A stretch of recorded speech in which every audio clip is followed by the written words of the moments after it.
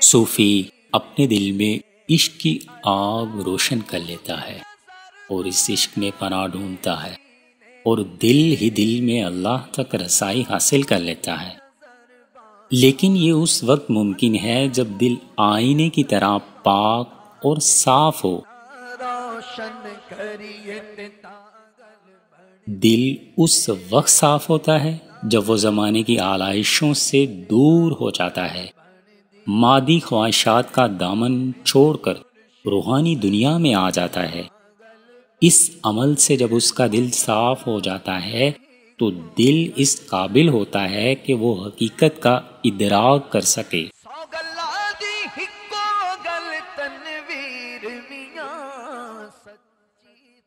اس دل کے دریچے سے اسے ذات باری کا جلوہ نظر آنے لگتا ہے۔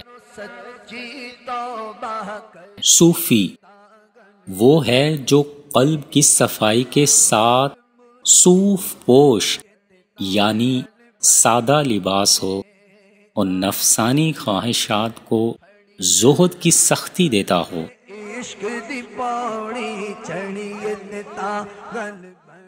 اور شریعت مصطفیٰ صلی اللہ علیہ وسلم کو لازم پکڑتا ہو اور دنیا کو پسے پشت ڈال دیتا ہو۔ اللہ اللہ کریے تانگل بن دی ہے نال کامل مرشد پھڑیے تانگل بن دی ہے۔